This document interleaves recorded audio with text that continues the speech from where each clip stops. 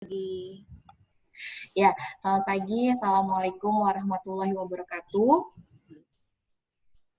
Salam kenal dari saya. Saya mohon izin. Saya Indah. Saya yang akan memoderatori kegiatan kita hari ini. Tema kita hari ini adalah bagaimana caranya menjalani terapi kanker payudara di masa pandemi COVID. Nah, nanti yang akan berbicara pada hari ini yaitu Dr. Budi Harapan Siregar, spesialis bedah onko, dan Dr. Dedianto Hengki, MGZ. Jadi nanti Bapak Ibu yang sudah memberikan pertanyaan melalui link pendaftaran yang sudah masuk di kami, nanti akan kami pilih pertanyaannya yang sesuai dengan tema, dan yang pertanyaannya yang mirip-mirip nanti mohon akan kami bacakan bersamaan. Jadi nanti bisa pertanyaannya kalau memang samaan, kita akan berikan jawaban yang bersama juga. Nah, terus sebelum acara dimulai, saya ingin memberikan tata cara ya untuk acara hari ini. Mungkin saya ingatkan kembali lagi kepada Bapak Ibu untuk mematikan atau mute handphonenya, silent ya, handphone di silent, supaya nanti kalau misalnya Bapak Ibu mau bertanya, diberikan kesempatan tidak ada gangguan suara seperti itu. Dan untuk berjalannya acara dengan baik, mohon tidak memberikan instruksi apapun, ya, suara apapun yang masuk pada saat semua narasumber memberikan materi. Seperti itu. Ya. Terus kemudian, bagi yang mau memberikan pertanyaan lanjutan, nanti boleh pertanyaannya diberikan di kolom chat ya, Bapak Ibu nanti mungkin bisa chat langsung di kolom chat, nanti ada tim kita yang akan memberikan feedback ya untuk pertanyaan Bapak Ibu semuanya. Tapi kalau pertanyaannya sama dengan yang sudah pernah disampaikan, mungkin kita tidak akan menjawab lagi ya Bapak Ibu, seperti itu. Kemudian acara ini akan berjalan dengan baik selama 2 jam ke depan. Jadi mohon Bapak Ibu kalau yang mau meninggalkan acara ini, kalau bisa videonya agak ditutup ya. Jadi tidak ada gambar yang masuk di kami. Seperti itu. Oke, mungkin acaranya kita bisa langsung aja dimulai. Tadi saya sudah menggunakan diri saya, nama saya Indah, saya perwakilan dari komunitas kanker yang ada di Indonesia. Kami merupakan Indonesia Cancer Care Community, salah satu komunitas kanker. Kami akan memberikan informasinya, mungkin dari Bapak Ibu ada yang belum mengetahui IC3 itu apa. Jadi IC3 ini merupakan komunitas kanker yang berdiri awalnya ini dari para survivor, para warrior cancer, keluarga, serta pemerhati dan relawan kanker yang memang membutuhkan informasi. Nah, di sini IC3 dibentuknya dari awalnya para survivor dan relawan serta keluarga pasien ini membutuhkan informasi. Di sini kita mencoba untuk mewadahi, membantu, memberikan informasi yang valid mengenai kanker. Jadi pastinya banyak ya zaman sekarang itu informasi-informasi tentang pengobatan kanker di mana-mana, namun kita belum mengetahui dengan jelas nih yang mana sih yang sebenarnya valid, mana sih yang enggak. Nah, di sini kita coba memfasilitasi informasi yang baik dan benar untuk para pasien dan keluarga pasien, seperti itu awalnya. Jadi kita sudah ada di Jabodetabek, kita juga ada di Medan, kita juga ada di Makassar, kita juga ada di Jogja, Bandung, Surabaya. Jadi kalau misalnya mau ikutan bergabung acara ataupun mau mendapatkan edukasi juga di daerah di luar Jabodetabek juga bisa, nanti kita bantu fasilitasi. Ya, visi misi kita tadi sudah saya informasikan bahwa kita itu menjadi wadah informasi dan edukasi yang baik dan benar untuk kanker. Kemudian kita juga memberikan informasi, selain itu kita juga membangun komunitas yang peduli akan kesehatan kanker. Jadi kita juga bekerja sama dengan beberapa komunitas kanker, dan kita juga bekerja sama dengan beberapa komunitas lainnya, agar semua bisa mendapatkan informasi yang benar mengenai kanker. Ya. Terus kemudian kita terbuka untuk siapapun, jadi bukan hanya untuk pasien sekeluarganya, ataupun juga mungkin yang mau bergabung orang sehat menjadi relawannya kita pun juga boleh, kita terbuka secara umumnya. Terus kita juga proaktif ya, kita juga selalu menanyakan kepada para anggota kita gitu kan, kalau memang ada informasi mengenai kesulitan mungkin mendapatkan obat atau mendapatkan pengobatan yang sekarang, apalagi zaman sekarang pandemi gitu kan, mau berobat juga mungkin dibatasi gitu kan, jadi nanti kita bisa membantu untuk memberikan informasinya seperti itu. Nah, ini kegiatan-kegiatan rutin yang biasa kita lakukan. Kita ada seminar awam ya, kemudian seminar awam ini kita lakukan di Jabodetabek itu sebulan sekali. Kemudian sebulan sekali pada saat sebelum COVID ya. Untuk saat ini setelah COVID kita memang mengadakan kegiatannya semuanya online. Sementara waktu karena kita tidak boleh berkumpul dalam ruang lingkup yang membutuhkan banyak orang, kita nggak boleh berkumpul, jadi untuk sementara semua kegiatannya di online kan semua. Terus kemudian juga kita untuk saat ini belum ada hospital visit, dan kita juga biasanya setiap akhir tahun suka ada gathering pasien dan keluarga pasien. Ya. Terus kita juga program ada IC3 Goes to Campus dan IC3 Goes to Office, di mana kita tuh mau memberikan awareness, ya, kita memberikan edukasi kepada masyarakat awam yang sehat ya. Jadi kita ingin memberikan deteksi dini lebih awal kepada masyarakat awam agar jika mereka mengetahui ada sesuatu hal di dalam tubuhnya yang mungkin tidak normal, mereka sudah bisa langsung memeriksakan dirinya langsung ke dokter. Jadi kita memberikan informasi kalau ada sesuatu hal bisa langsung ke medis, bukan ke pengobatan alternatif seperti itu. Dan setiap 3 bulan sekali biasanya kita juga mengadakan Facebook Live event. Nah, sama halnya seperti event hari ini, kita juga live langsung di Facebooknya IC3 Indonesia Cancer Care Community. Jadi kalau misalnya Bapak Ibu di sini temannya ada yang mungkin kesulitan atau mungkin nggak ada aplikasi Zoom di handphonenya, mungkin bisa langsung live di Facebooknya IC3. Jadi acara hari ini langsung live, bisa bersamaan lihat ya. Terus kemudian kita juga terbuka bagi Bapak Ibu yang mungkin tenaga medis atau mungkin mahasiswa-mahasiswi di sini yang ikut join hari ini bisa ikutan juga menjadi relawan kita. Ya, nah salah satu informasi yang kita berikan ya wadahnya itu ada di website kita di www.ic3.id, di mana Bapak Ibu di sini bisa melihat dengan jelas mengenai kanker seluruhnya. Jadi mau tahu tentang nutrisi kanker bisa ada di website kita, mau tahu event kita di mana aja, mau tahu rumah sakit ya, itu bisa. Jadi misalnya Bapak Ibu punya rekan atau punya keluarga di daerah ya di seluruh Indonesia, pengen tahu nih berobat di rumah sakit mana ya yang ada dokter bedah onkologinya. Nah, ini di sini bisa dicek ya, dilihat, kita memberikan rekomendasi. Dan kita juga bergabung dengan beberapa komunitas kanker lainnya di seluruh Indonesia, juga di sini bisa dilihat ya. Nah, ini salah satu fitur-fitur yang ada di websitenya IC3 ya. Tadi sudah saya informasikan ya, banyak isinya, nanti bisa dicek. Nah, ini event-event yang sudah pernah kita lakukan, ada artikel yang sudah pernah kita upload di website kita ya, berisi tentang kanker ya, dan biasanya kita juga di Instagram kita serta Facebook kita memberikan awareness dalam bentuk edukasi yang berseri. Misalnya kita sesuaikan dengan bulannya. Contoh, bulan Januari ini merupakan bulannya kanker serviks, di mana selama 1 bulan ini kita akan memberikan edukasi mengenai kanker serviks. Jadi Bapak Ibu tidak akan pernah ketinggalan informasi mengenai kanker kalau misalnya Bapak Ibu follow ya beberapa sosial media kita. Tadi sudah saya sebutkan bahwa di sini ada websitenya www.iccc.id ya. Bisa dicek di sini. Terus kemudian juga ada Google Play-nya Indonesia Cancer Care Community, ada Facebook-nya ICCC Indonesia Cancer Care Community, dan Instagram-nya. Pastikan di sini Bapak Ibu sudah pada ini semua ya, sudah pada canggih semua nih, sudah pastinya punya Instagram. Bisa follow Instagram kita di @ic3.id. Seperti itu ya, nanti biar nggak ketinggalan informasinya.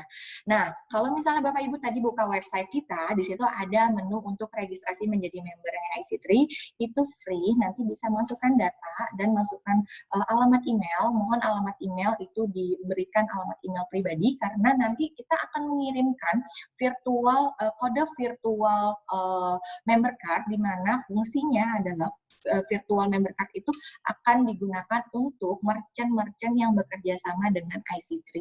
Contoh, kita bekerja sama dengan laboratorium Prodia, dan kita bekerja sama dengan berbagai macam lainnya yang tidak bisa saya sebutkan satu persatu di sini. Nanti bisa digunakan kartu tersebut untuk Bapak Ibu gunakan ya. Jadi benefit dari kartunya tersebut bisa digunakan di merchant kita untuk mendapatkan diskon. Ya, ini foto-foto kegiatan yang sudah pernah kita lakukan ya. Ini beberapa dari awal hingga akhir ya. Dari tahun 2010 terbentuknya IC3. Nah, ini kita bekerja sama dengan komunitas rumah sakit ya. Kita juga bekerja sama dengan KPKN, Komite Penanggulangan Kanker Nasional. Ya, kita juga mengadakan biasanya awareness dalam rangka World Cancer Day, dalam rangka Breast Cancer Month. Ya, kita biasanya mengundang para survivor, para warrior, para keluarga, ya, untuk bisa saling support satu sama lain. Ya, selain itu, kita juga memberikan edukasi, ya, itu bukan hanya di rumah sakit dan komunitas lainnya, kita juga edukasi di radio, di mana kita juga kepingin nih para mungkin kaula muda dan para wanita lainnya ya mungkin bisa mendapatkan informasi tentang kanker. Ya, nah ini yang sudah pernah kita kerjasama, dan tadi sudah saya sebutkan bahwa kita juga pernah bekerja sama dengan beberapa perusahaan dengan kampus ya. Ini kita memberikan edukasi ya seperti itu. Dan kalau misalnya Bapak Ibu di sini ingin memberikan juga edukasi mengenai kanker di komunitasnya, atau mungkin di sini ada yang dosen mungkin pengen kampusnya diberikan edukasi, itu monggo nanti bisa langsung menghubungi IC3, nanti kita akan atur waktunya dan kita akan membantu memfasilitasi untuk dapat memberikan edukasi kanker. Seperti itu, nanti kalau yang mau tanya-tanya seputar IC3 nanti bisa langsung menghubungi IC3 di Instagramnya IC3 @ICCC tulisannya _id ya, follow, terus kemudian ada di Facebooknya yang saat ini live dengan kita di IC3 Indonesia Cancer Care Community. Sekian dari saya, mungkin nanti bisa kita bahas lagi di belakang. Nanti untuk acara selanjutnya, ini kita akan langsung masuk ke sesi Dr. Budi. Halo, selamat pagi Dr. Budi.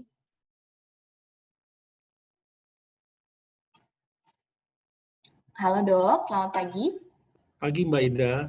Iya, apa kabarnya dok? Alhamdulillah sehat-sehat aja nih. Alhamdulillah sehat ya dok ya. Baik dok, mungkin dokter mau menyapa dulu? Ya, selamat pagi kepada rekan-rekan breast cancer semuanya dan semuanya hari ini. Terima kasih juga untuk PT KLB. Untuk pagi ini kita bisa berbagi ilmu mengenai pengobatan breast cancer pada era COVID nih, yang sampai saat ini belum bisa ditemukan vaksinnya. Ya, baik. Wah, kayaknya udah pada siap semua nih dok, nunggu. Ya dokter, mungkin bisa langsung dok memberikan materinya. Oke, kita mulai ya Mbak Ida. Ya, boleh dok, silakan.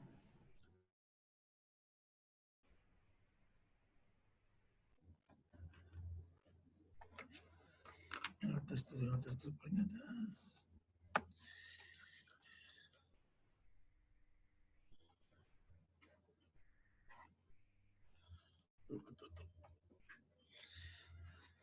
Ya, selamat pagi para survivor breast cancer yang saya cintai. Pagi ini kita akan berbagi mengenai topik bagaimana menjalani terapi kanker payudara di era COVID-19. Ya, outline yang pertama mengenai pendahuluan, yang kedua akan mengenai kanker payudara sendiri, kita bisa mereview. Yang ketiga mengenai pengobatan di era COVID-nya. Ya, pendahuluan ya, virus COVID-19 ini berdampak serius pada setiap aspek kehidupan masyarakat, termasuk pelayanan kesehatan di mana di Indonesia, semuanya di dunia juga. di mana salah satu resiko yang tertinggi untuk penderita kelompok pasien ini yaitu pada pasien dengan breast cancer, di mana mudah terinfeksi virus SARS-CoV-2 ini, karena pada penderita breast cancer ini sistem imun akan menurun, baik akibat efek dari pengobatan yang sedang dijalani atau akibat asupan yang tidak adekuat selama proses pengobatannya. Nah, mengenai kanker payudara mungkin kita sedikit mereview yang ibu-ibu bisa sering dan menanyakan pada waktu datang untuk kontrol, kenapa saya begini, kenapa saya begitu, ya, kenapa bisa saya menderita kanker payudara, mungkin kita bisa mereviewnya. Jadi pengertiannya, kanker payudara itu kanker yang berasal dari kelenjar saluran dan jaringan penunjang pada payudaranya. Untuk penyebabnya, kanker ini sampai saat ini yang pastinya belum diketahui. Bisa disebabkan karena gen, bisa disebabkan karena hormon, bisa disebabkan yang paling banyak sekarang karena diet-diet yang saat ini makanan dengan siap saji. Yang ketiga, untuk faktor resikonya, apa aja faktor resiko untuk terjadinya bisa penderita breast cancer? Yang pertama adalah menarche dini, mens pertama kali. Yang kedua dengan nulipara, kemudian menopause yang lambat, diet lemak yang tinggi, ada riwayat keluarga penderita breast cancer, dan ibu atau saudara yang ada penderita breast cancer mempunyai faktor risiko 3-4 kali. Untuk faktor risiko yang lain, kita bisa lihat dengan usia makin lanjut, haid pertama pada usia kurang dari 12 tahun, menopause lambat lebih dari 50 tahun, wanita-wanita tidak pernah melahirkan atau tidak menikah, anak pertama yang dilahirkan setelah usia 35 tahun, wanita yang tidak pernah menyusui anaknya, pernah operasi payudara sebelumnya, dan ada keluarga yang menderita, pernah radiasi di daerah dada, dan pernah terapi hormon yang lama. Bagaimana kita mendiagnosis suatu breast cancer? Pasien biasanya datang dan keluar ada benjolan nih dok, gitu ya. Pertama dari gejala klinis, ya. Kemudian dokter akan melakukan pemeriksaan USG dan untuk bisa dilakukan dengan mamografi. Kemudian dokter akan melakukan diagnosa pastinya dengan biopsi. Biopsi kita bisa dengan jarum halus atau biopsi terbuka dengan biopsi dengan jaringan. Nah, pengobatan breast cancer sendiri ada pengobatan untuk stadium dini dengan stadium lanjut, ya. Pengobatan stadium dini ini kita lakukan pembedahan, operasi, kemudian kita lakukan kemoterapi, kemudian kita lakukan radioterapi, penyinaran. Untuk stadium lanjut, kita lakukan hormonal terapi, kemudian kita lakukan kemoterapi, kemudian lakukan radioterapi, penyinaran, kemudian dilakukan pembedahan. Nah, bagaimana pengobatan di era COVID-19 ini untuk pasien-pasien breast cancer? Apakah pengobatan terapi kanker payudara perlu dihentikan? Pengobatan tetap dilanjutkan, ya. Jadi tidak boleh dihentikan kecuali atas instruksi dokter-dokter, ya. Penderita kanker payudara sebaiknya tetap mengikuti program pengobatan, namun dengan mematuhi protokol kesehatan yang diinformasikan oleh setiap rumah sakit yang ada. Karena dikarenakan penyakit kanker ini mempunyai karakteristik yang cepat pertumbuhannya. Bila pengobatannya ditunda, karena makanya kita berburu dengan waktu, kejar-kejaran dengan waktu. Nah, pasien dan keluarga harus berdiskusi dengan dokter onkologinya mengenai resiko bila harus ditunda terapinya, dibandingkan potensi manfaat menurunkan potensi resiko infeksi. Jadi harus yang didiskusikan adalah terapi kanker itu sendiri, ya. Kemungkinan kanker dikendalikan dengan rencana terapi, kemudian efek samping terapi kanker dan perawatan suportif untuk mengurangi efek samping pada penderita waktu pengobatan terapi breast cancer-nya sendiri. Bagaimana menyikapi jadwal pemeriksaan diagnostik rutin terhambat karena COVID-19 ini? Secara umum, kunjungan ke rumah sakit untuk pemeriksaan rutin dapat ditunda jika tidak menimbulkan risiko pada pasiennya sendiri. Waktu pemeriksaan rutin diperpanjang, jadi selama sesuai dengan instruksi dokter. Jika mengalami gejala kekambuhan, segera menghubungi dokter dan tidak menunggu jadwal yang sudah diberikan. Apakah terapi kanker payudara dapat meningkatkan risiko terkena COVID? Sampai saat ini belum bisa dibuktikan bahwa terapi kanker meningkatkan risiko mengalami COVID-19. Tetapi terdapat bukti bahwa penderita kanker mungkin mengalami infeksi COVID-19 yang lebih serius oleh karena pada penderita kanker terjadi penurunan sistem imun karena pada saat efek terapinya daya tahan tubuh akan menurun. Nah, bagaimana menjaga pasien kanker payudara tetap sehat di masa pandemi COVID-19 ini? Yang pertama, hindari stres. Jangan panik, jangan stres, maupun cemas, namun tetap peduli terhadap kanker payudara secara medis. Tetap cuci tangan, 6 langkah cuci tangan yang sudah diajarkan. Bagaimana juga melihat etika batuk, jaga jarak, social distancing-nya tetap dijaga, gunakan masker. Hindari makan makanan yang siap saji, tinggi kalori, manis-manis, dan tinggi lemak, dan perbanyaklah makanan konsumsi dengan protein. Olahraga atau aktivitas fisik selama 30 menit, 3-5 per minggu, atau 150 menit per minggu. Yang penting di sini adalah hindari membaca informasi yang belum bisa dipercaya kebenarannya. Sering kita dapatkan di medsos-medsos, WA mendapatkan informasi yang belum bisa dipercaya kebenarannya. Nah, bagaimana panduan umum tentang protokol kesehatan COVID-19 ini? Tetap gunakan masker, tetap physical distancing.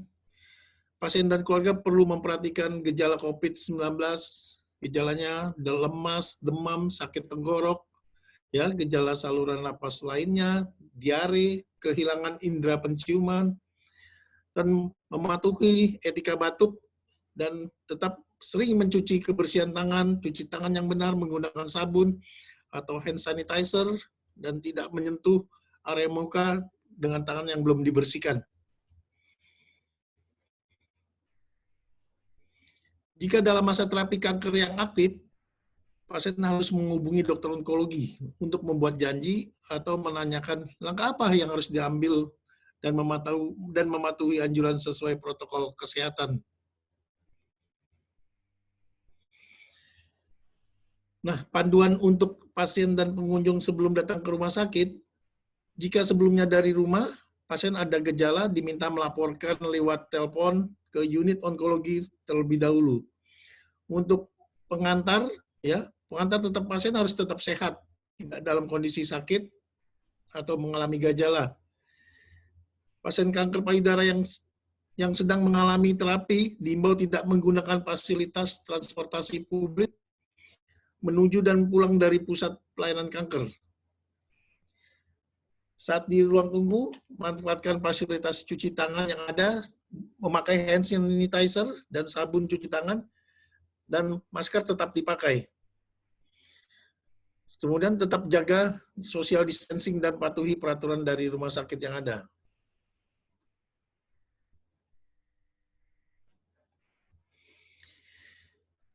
Diskusikan dengan dokter dan perawat Anda tentang jadwal kunjungan dan jadwal terapi selanjutnya.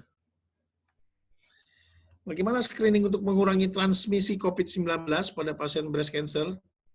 Unit onkologi akan meminta melakukan screening terhadap pasien dan pengunjung jika memiliki gejala saluran napas atas, kita singkat dengan ISPA, seperti demam, riwayat demam, sakit tenggorok, pilek, batuk, dan sesak napas. Bila hasil pemeriksaan darah dicurigai ada indikasi terinfeksi virus, segera dilaporkan ke Satgas atau dengan pihak rumah sakit. Dan ada riwayat perjalanan atau tinggal di wilayah transmisi atau penyebaran lokal, dan riwayat kontak dengan kasus terkonfirmasi COVID-19. Yang terakhir adalah kita tetap berlakulah jujur dalam pengobatan, karena kejujuran akan menentukan ketepatan pemberian tindakan dan terapi. Ya, terima kasih.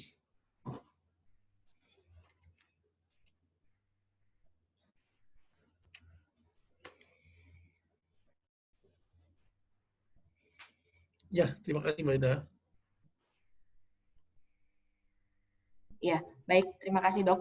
Nanti selanjutnya kita pertanyaannya nanti sesinya setelah semua narasumber berbicara ya, Dok ya. Mohon izin dulu, mungkin kita bisa panggil Dokter Dedi. Dokter Dedi. Iya, Selamat pagi, Dok. selamat pagi Mbak Indah.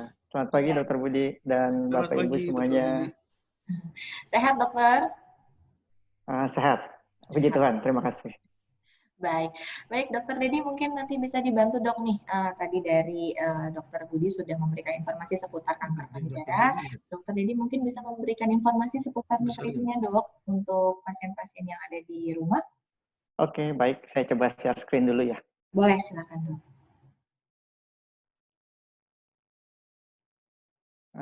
Sudah tampak slide saya? Sudah Dok, sudah masuk Dok. Sudah ya? Iya. Oke, baik. Terima kasih Mbak Indah. Selamat pagi Bapak Ibu semuanya, para survivor cancer payudara. Hari ini saya akan mencoba sedikit sharing, melanjutkan mungkin sharing yang telah dibawakan oleh Dr. Budi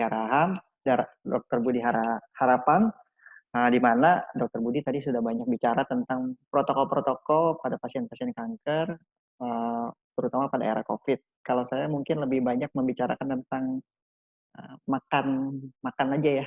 Jadi hubungannya antara makan dan kaitannya dengan menjaga imunitas dengan pola makan yang sehat, khususnya bagi pasien-pasien yang mengidap kanker, termasuk adalah pasien kanker payudara. Jadi sebenarnya secara umum tidak ada guidance khusus ya untuk kanker ini, makanya ini secara umum sebetulnya guidance yang sudah ada atau panduan yang sudah ada itu dapat berlaku untuk hampir semua jenis kanker. Jadi nanti saya akan memberikan korelasi bagaimana gizi yang baik dengan pola makan yang sehat itu dapat menjaga imunitas tubuh kita sehingga sebagai survivor kanker kita menjadi lebih kuat ya terhadap varian atau paparan infeksi apapun, termasuk yang sedang pandemi saat ini itu infeksi COVID-19. Nah, secara sistematika materi penyajian cerita saya bagi 3. Yang pertama, kita melihat dulu kaitan antara bagaimana status gizi, kanker, dan status imunitas. Saling berkaitan ya, yang akan mempengaruhi dampaknya satu sama lain.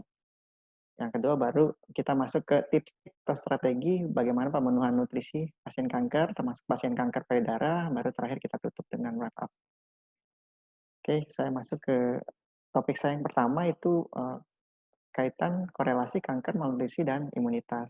Jadi sebagai prolog, tadi juga sudah dijelaskan oleh Dr. Budi bahwa pasien-pasien kanker itu merupakan kelompok yang memiliki risiko yang lebih tinggi untuk terkena infeksi, termasuk infeksi COVID. Jadi kalau kita lihat sini sebenarnya ada beberapa golongan atau kategori yang masuk dalam kategori tinggi, ya selain lansia, ibu hamil, juga beberapa penyakit kronik ya, seperti diabetes, jantung.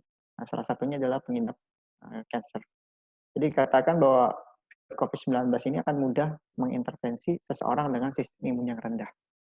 Nah, jadi pada saat sistem imun kita turun, maka itu menjadi peluang atau celah bagi virus untuk masuk dan mengintervensi kesehatan kita. Nah, sistem imun ini memiliki korelasi dengan status gizi. Jadi semakin buruk status gizi seseorang, ya semakin buruk pola makannya, maka infeksi akan mudah terjadi. Nah, bagaimana hubungannya antara imunitas pasien kanker dan terjadi infeksi? Mungkin dapat dilihat secara sederhana pada gambar yang saya coba buat gitu ya. Jadi sebetulnya pasien kanker itu punya resiko untuk terkena gangguan gizi. Jadi sebetulnya kita kenal dengan istilah malnutrisi ya. Jadi malnutrisi di sini adalah lebih ke arah gizi kurang. Jadi gizi kurang karena asupan gizinya kurang. Jadi penyebab gizi kurang pada pasien kanker itu bersifat multifaktor. Jadi faktornya banyak sebetulnya. Yang pertama mungkin faktor utama adalah sel kanker itu sendiri. Jadi sel kanker itu akan menyebabkan tubuh kita itu menghasilkan zat-zat yang membuat tubuh kita mengalami peradangan atau inflamasi. Nah, inflamasi yang tinggi itu ada dampaknya. Yang pertama itu dia menekan nafsu makan, ya di pusat nafsu makan kita kan di otak kita yang namanya hipotalamus. Lalu yang kedua si inflamasi yang tinggi ini ya namanya sitokin itu menyebabkan tubuh kita menjadi boros energi. Jadi kebutuhan makannya lebih banyak gitu. Jadi kalau saya analogikan gitu ya, kalau tubuh kita itu seperti kendaraan, nah pengidap kanker itu kendaraannya itu bensinnya lebih boros gitu. Jadi harus sering-sering isi. Nah, jadi seperti itu. Nah, lalu juga mungkin ada dampaknya juga dari faktor terapi yang menyebabkan mual muntah misalnya. Jadi mual muntah kan menyebabkan asupan makan juga terganggu. Faktor psikis mungkin hubungannya dengan mitos-mitos ya. Misalnya kalau makan nanti memberi makan sel kanker, jadi takut gitu. Kalau saya nanti banyak makan, nanti sel kanker saya jadi dikasih makannya lebih banyak gitu. Akhirnya mitos-mitos itu seringkali terbawa dan membuat pengidap kanker jadi takut makan. Jadi faktor-faktor ini dapat menghambat masuknya makanan sehingga pasien kanker itu dapat mengalami malnutrisi. Nah, kalau malnutrisi terjadi, sistem imun tubuh akan turun. Nah, sistem imun tubuh itu kan seperti benteng pertahanan di badan kita. Jadi kalau sistem imunnya turun, jadi infeksi akan mudah terjadi. Infeksi apapun, mau bakteri, virus, jamur, dan sebagainya. Jadi kalau kita lihat di sini ada namanya, ini lingkaran yang berkorelasi antara infeksi dan malnutrisi ya. Jadi namanya lingkaran setan. Jadi kalau infeksi itu akan menyebabkan tubuh kita itu protein ototnya banyak dipecah ya, lalu keinginan makan berkurang, jadi mengalami malnutrisi. Kalau malnutrisi menyebabkan sel-sel imun itu kerjanya menjadi tidak optimal ya, terganggu. Nah, akibatnya apa? Akan meningkatkan atau memperburuk kondisi infeksi. Nah, infeksi memperburuk malnutrisi. Malnutrisi mengakibatkan infeksi semakin jelek lagi. Jadi ini nggak habis-habis. Kayak dibilangnya the vicious cycle atau kita bilang lingkaran setan gitu ya. Jadi infeksi memperburuk malnutrisi, malnutrisi juga memperburuk infeksi. Nah, sekarang kita lihat sebetulnya seberapa banyak sih kasus malnutrisi pada pasien kanker. Ini penelitian tahun 2000. Sebenarnya penelitiannya panjang ya, sekitar 5 tahun, melibatkan banyak pasien kanker, campuran semuanya, lebih dari 2.000. Nah, kalau kita lihat di sini, berbagai jenis kanker itu punya resiko malnutrisi. Ya memang berbeda-beda ya. Memang pasien-pasien kanker yang lokasinya di saluran cerna, resikonya akan lebih besar. Tapi kalau kita lihat di sini, hampir semua pasien kanker itu punya resiko terkena malnutrisi, termasuk pasien kanker payudara. Dan satu lagi juga kalau kita lihat di sini bahwa malnutrisi itu akan semakin tinggi kalau stadium kansernya makin metastatik ya. Jadi kalau sudah metastatik jauh, maka resiko malnutrisinya akan semakin besar. Nah, ini saya sampaikan penelitian ini menarik. Kenapa? Karena penelitian ini dilakukan di negara-negara maju ya, seperti Jerman, Jepang, Perancis ya, Spanyol, Korea Selatan.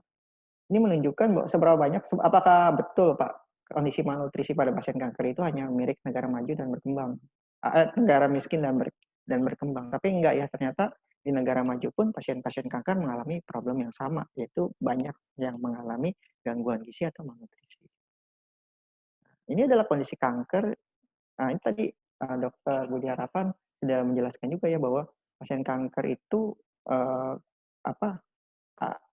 kalau terkena COVID gitu ya, maka resiko komplikasinya menjadi lebih besar ya. Terutama ini kalau pasien-pasien leukemia ya, atau ada metastasis ke sumsum tulang, atau pasien yang sedang aktif menjalani kemoterapi, atau pasien-pasien kanker yang usia lanjut. Itu resiko komplikasi pada saat COVID-19 itu akan lebih besar atau lebih tinggi. Nah, jadi kalau kita lihat dari cerita saya tadi, sebetulnya kondisi malnutrisi atau gangguan gizi pada pasien kanker itu punya 2 dampak ya. Ya dampaknya itu seperti jungkat-jungkit gitu ya. Ada yang naik, ada yang turun. Jadi yang naik itu pastinya resiko komplikasi, termasuk ini resiko infeksi. Nah, itu akan meningkat resiko infeksi apapun. Lalu lama rawat juga akan memanjang. Ya. Yang menurun apa? Kualitas hidup, ya, respon terapi. Jadi kemoterapi pada pasien yang mengalami malnutrisi itu efektivitasnya dapat terhambat atau terganggu atau bahkan tertunda gitu ya. Karena seringkali pasien tidak kuat gitu karena kondisi gizi yang tidak baik, akibatnya kemonya tidak bisa dilanjut gitu ya. Dan pastinya menurunkan angka harapan hidup. Nah, sekarang kita masuk cerita yang kedua nih. Nah, bagaimana strategi untuk memenuhi nutrisi kanker? Jadi kalau kita ibaratkan ini seperti main catur gitu ya. Jadi jangan sampai salah langkah bahwa fokus ke terapi kemonya tapi gizinya diabaikan gitu ya. Nanti bisa kecolongan gitu ya. Kalau bilang catur itu nanti rajanya bisa dimakan gitu. Jadi perlu juga diperhatikan bahwa pemenuhan terapi kanker itu harus juga memperhatikan pemenuhan kebutuhan nutrisi atau gizi.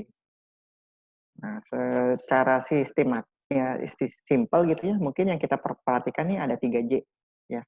Jadi jumlahnya, lalu jenisnya, lalu jadwal makannya gitu ya. Jadi kita perhatikan pertama jumlah, jenis, dan jadwal makan. Itu tadi Dr. Budi juga sudah sempat sebutkan sih ya bahwa pasien kanker harus makan protein sekian banyak ya, energinya sekian banyak ya.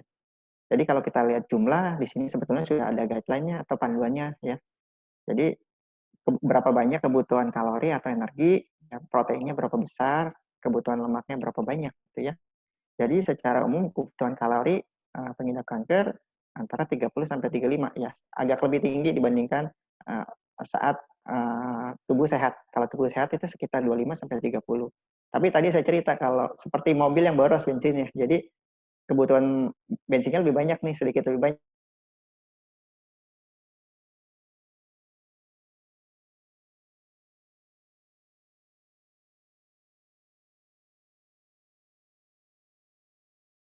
Jadi kalau berat badannya biasanya 50, terus 50. Untuk protein juga perlu diperhatikan. Kalau kondisi normal, badan sehat itu biasanya kebutuhan protein kita tuh 0,8 sampai 1 gram per kilogram berat badan per hari. Jadi kalau berat badannya 50 misalnya, kebutuhan proteinnya itu 40 sampai 50 gram per hari. Ya, sebagai gambaran, kalau satu butir telur itu, kalau kita makan sama kuningnya, itu proteinnya sekitar 7 sampai 8 gram. Ya, itu contoh aja. Ya. Nah, kalau pasien kanker, kebutuhan proteinnya itu naik ya. Nah, naiknya agak drastis nih ya, bisa antara 1,2 sampai 2 gram per kilogram berat badan per hari. Jadi kalau berat badannya 50, pengidap kanker, kebutuhan proteinnya bisa antara 60 sampai 100 gitu ya. Terutama apalagi pasien kanker yang baru menjalani bedah itu bisa sampai 2,5 gram per kilogram berat badan per hari. Jadi kebutuhan proteinnya memang lebih tinggi gitu ya, dan kalorinya tadi juga lebih besar. Nah, untuk lemak itu memang disarankan memilih jenis lemak yang sehat ya, terutama jenis lemak yang mengandung asam lemak omega 3. Karena omega 3 itu dapat membantu menurunkan peradangan atau inflamasi yang tadi saya ceritakan bahwa inflamasi itu menjadi salah satu faktor yang menyebabkan tubuh kita boros bensin ya, atau menyebabkan nafsu makan turun gitu ya. Nah, kita lihat bagaimana jumlah makannya ya. Jadi sebetulnya kalau dibagi dari piring nasi mah sama ya antara pasien kanker atau orang sehat, ya kita tetap menganut yang namanya gizi seimbang. Jadi gizi seimbang itu dalam piring nasi kita itu harus mengandung ragam nutrisi. Jadi jangan mengandalkan satu aja, makan protein aja, tapi karbonya nggak dimakan gitu ya. Atau makan sayur tapi nggak makan nasi gitu ya. Jadi kalau kita lihat di sini ya, jadi ini seperti apa namanya pola T ya, seperti huruf T gitu ya. Jadi separuh piring nasi kita diisi sayur sama buah, ya seperempatnya itu dibagi dua. Yang satunya itu karbohidrat, ya bisa roti, bisa nasi gitu ya. Nah, seperempatnya lagi isinya lauk, ya bisa daging, ya ikan, telur, ya dan kacang-kacangan. Nah itu ya. Nah jadi memang untuk pasien kanker yang sulit makan, kesulitan makan, nafsu makannya turun, ya sebaiknya makan dengan porsi kecil, ya. Tapi sering. Jadi supaya nyicil lah ya. Supaya kalau makan sekaligus banyak, biasanya sering nggak habis, makanan terbuang juga, lalu keinginan makan untuk jadwal berikutnya itu akan turun. Jadi makannya porsinya kecil tapi sering. Dan bisa juga disiasati dengan makan snack ya atau kudapan di antara makan besar. Jadi sehari itu bisa makan antara 5 sampai 7 kali. Lalu kalau bisa juga kalau yang berat badannya kurang, makan obat pun bisa dengan cairan yang mengandung kalori atau ya protein. Misalnya minum obat sama jus buah gitu ya. Jadi ada kalori atau energi yang masuk buat nambah-nambah supaya kebutuhan kalori tadi bisa terkejar gitu ya. Lalu jangan minum bersama makan ya, karena menyebabkan cepat kenyang ya tanpa kalori yang cukup. Ini khusus bagi pasien-pasien kanker yang mengalami gizi kurang ya atau berat badannya turun gitu ya atau kurus. Sekarang kita masuk ke J yang kedua yaitu jenis. Tadi kan jumlah ya. Nah, ini jenis.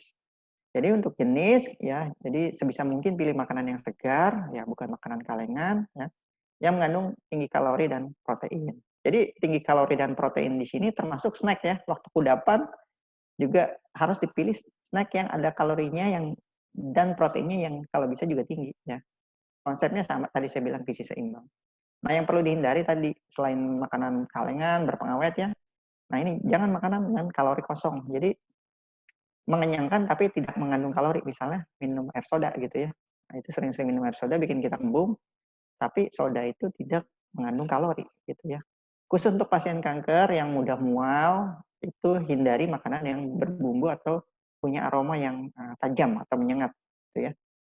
Nah, khusus untuk pasien kanker payudara disarankan makan makanan buah dan sayur itu lebih banyak ya karena seratnya itu tinggi. Ya. Itu baik untuk kesehatan, termasuk juga untuk kesehatan saluran cerna. Ya. Lalu dipilih jenis lemak yang sehat. Ya. Jadi lemak bukan dihindari, tapi kita pilih jenis lemak yang sehat. Misalnya dari alpukat, kita juga menggunakan dari minyak zaitun, ya, atau dari biji-bijian, minyak ikan. Nah, yang perlu dibatasi atau dihindari mungkin ya, lemak yang mengandung lemak trans ya, atau dibatasi lemak jenuh juga ya. Lemak trans itu banyak pada makanan yang digoreng di deep fried ya. Jadi digoreng dalam minyak mendidih dan banyak gitu ya. Jadi makanan direndam di minyak panas gitu ya. Itu karena kandungan lemak transnya sangat tinggi ya dan tidak sehat. Termasuk juga ada di junk food. Ya. Daging olahan juga ya. Sebaiknya kalau mau makan daging ya pilihnya daging segar ya, bukan daging olahan. Makanan yang terlalu manis ya, gula-gula gitu yang terlalu banyak. Jadi bukannya nggak boleh ya, tapi sebaiknya dibatasi. Ya, termasuk alkohol. Khusus untuk pasien kanker yang punya resiko tinggi untuk terkena infeksi, misalnya pasien kanker darah, leukemia, ya sebaiknya hindari makanan-makanan yang dimakan mentah ya, ikan mentah, yang sushi gitu ya, telur setengah matang, atau sayur-sayuran mentah yang dimakan ya, itu sebaiknya dihindari pada pasien kanker yang jenis kankernya adalah mudah terkena infeksi seperti leukemia. Nah, ini contoh jenis makanan yang mengandung kalori tinggi maupun protein tinggi ya, seperti telur, bisa kita dari dada. Mungkin kalau turki jarang Indonesia ya, mungkin bisa beli ayam ya, bebek ya, terus ikan tuna, salmon ya, ini apa, peanut butter, selai kacang, susu ya, tahu ya, terus protein bar, bisa juga yogurt. Ini adalah jenis-jenis makanan yang bisa kita pilih baik sebagai makanan utama maupun sebagai snack ya, karena kalori maupun proteinnya tinggi. Nah, sekarang bagaimana dengan J yang ketiga, itu jadwal. Untuk jadwal tadi saya sudah singgung, ya makan porsi kecil tapi frekuensinya nih, jadi frekuensinya harus sering ya. Jadi sehari bisa sampai 7 kali ya kalau memungkinkan makan ya. Jadi upayakan makan setiap kali merasa selera makan baik. Jadi jangan ditunda. Nah, jadi sebaiknya makanan disajikan hangat ya. Karena biasanya kalau dingin itu ya kita aja kalau dikasih makan apa biasanya kalau makan dingin itu cita rasanya itu udah berkurang ya. Sehingga keinginan makannya juga akan menurun gitu ya. Nah, idealnya memang semua makanan itu dapat memenuhi kebutuhan ya dari yang kita makan. Tapi bagaimana kalau misalnya udah kita makan tapi masih kurang gitu ya? Ya, di sini mungkin diperlukan tambahan suplemen makanan. Misalnya bisa dilengkapi juga dengan susu gitu ya. Di susu itu kan biasanya mengandung kalori tinggi, ya, juga mengandung protein yang tinggi. Jadi bisa membantu melengkapi kebutuhan kalori maupun kebutuhan protein dari pasien kanker, ya, Bapak Ibu sekalian. Nah, ini ada satu quote ya, saya ambil dari namanya Jack Lalanne. Jack Lalanne itu health motivator gitu ya. Nah, beliau mengatakan katanya begini, kalau olahraga makan sehat itu ibaratnya ratu dan olahraga itu adalah raja. Jadi kalau keduanya kita gabung, kita lakukan, ya, maka kita akan mendapatkan suatu kerajaan. Jadi artinya apa? Kalau memungkinkan, selain tadi yang memperhatikan 3J, Bapak Ibu juga memperhatikan satu lagi, yaitu olahraga. Kenapa? Ini ada penelitiannya juga bahwa ternyata ya banyak ya pasien-pasien kanker tuh nggak mau olahraga. Ini beberapa hal yang salah kaprah sebenarnya. Katanya kalau lebih banyak tidur sama istirahat, justru otot saya itu mudah recover, mudah pulih gitu ya.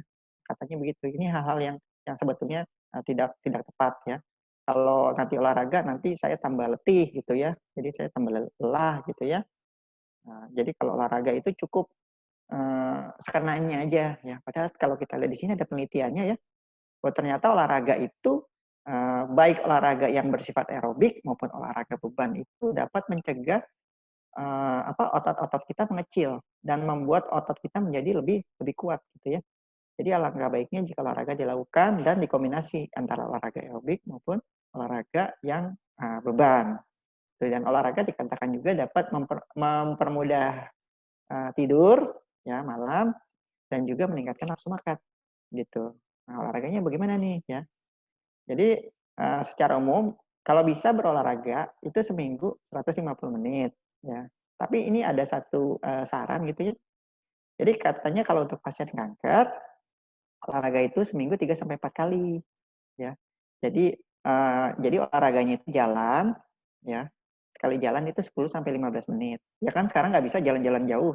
Jalannya muterin rumah aja di dalam rumah gitu ya. Jalan atau jalan di tempat mungkin ya.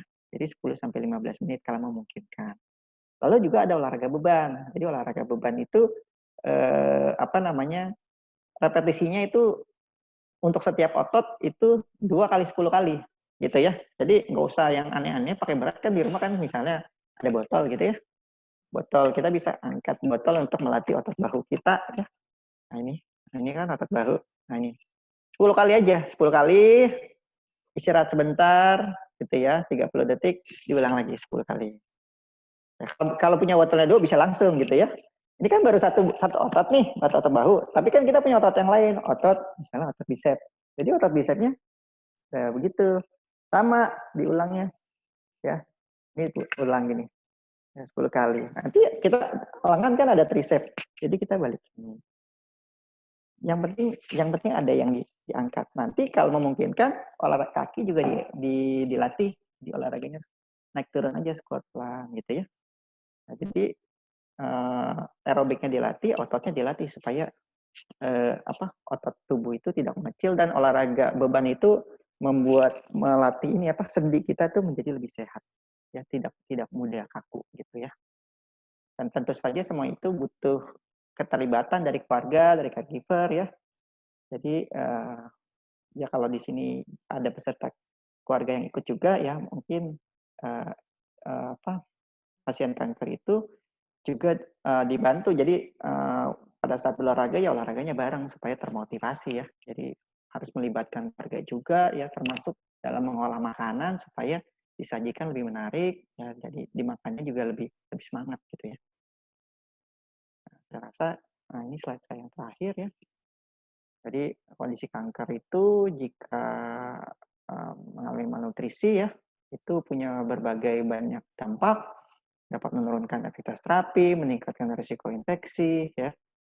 Jadi perhatikan ya pemberian nutrisi yang baik adalah dengan memperhatikan jumlah, perhatikan jenis, perhatikan jadwal, dan akan lengkap jika disertai olahraga. Sehingga semuanya akan menjaga imunitas kita dan tidak mudah terkena infeksi apapun termasuk COVID-19. Saya demikian materi saya. Jadi terakhir being well nourished, jadi kondisi nutrisi yang baik itu akan meningkatkan survival maupun prognosis yang lebih bagus bagi pasien kanker. Terima kasih. Saya kembalikan kepada Mbak Indah. Baik, terima kasih sekali dok. Materinya sangat bagus ya. Baik, nanti pertanyaan sudah ada yang masuk dok. Nanti mohon bersabar. Ini ada satu lagi informasi seputar produknya ya dok ya, nutrisinya. Ini mungkin bisa kita panggil Mbak Alfi. Halo Mbak Alfi. Pagi Mbak Indah. Iya, Mbak Alfi mau infoin apa nih Mbak? Ini saya sedikit sharing tentang Nutriken-nya ya. Boleh? Boleh Mbak, silakan. Untuk slide-nya udah muncul ya? Belum Untuk muncul. slide-nya.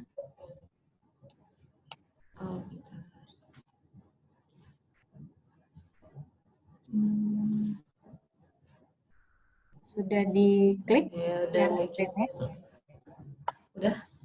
Udah muncul ya? Sorry Mbak, belum. Nah, ini baru. Udah ya? Oke. Lagi loading. Oke. Gak apa-apa, mungkin Mbak Alfi perkenalan terlebih dahulu. Mbak Alfi, nama lengkapnya siapa? Masih single atau sudah ada pasangannya? Mungkin ibu-ibu di sini, Bapak Ibu belum tahu. Oke, semuanya selamat pagi Bapak Ibu semua. Sebelumnya perkenalkan, saya Alfi dari Kalbe. Mungkin pagi ini kita akan sharing tentang Nutriken-nya. Mungkin dari Bapak Ibu udah pernah ada yang mengenal apa itu Nutriken. Tadi sebelumnya juga udah dijelaskan oleh Dr. Budi ya, bagaimana menjalani terapi di tengah COVID ini, dan sudah dijelaskan juga oleh Dr. Dedi mengenai nutrisi. Nah, nutrisi yang baik tuh fungsinya untuk apa sih sebenarnya gitu? Mbak Alfi, maaf, ya? Suaranya ada bunyi-bunyi di. Oke. Udah. Maaf, udah. Ya, boleh. Sorry ya, saya lanjut ya. Jadi untuk nutrisi yang baik itu manfaatnya lebih bisa mencegah dan memperbaiki kekurangan nutrisi, kemudian juga dapat membantu pasien mentoleransi terapi yang sedang dijalani, sehingga dapat meminimalkan efek samping dan komplikasi terkait efek sampingnya, sehingga bisa membantu mempertahankan berat badan dan kondisi tetap fit. Jadi dapat mencegah kerusakan jaringan dan membantu pembentukan jaringan. Jika nutrisi yang kita butuhkan ini terjaga dengan baik, maka dapat memaksimalkan kualitas hidup dan prognosisnya.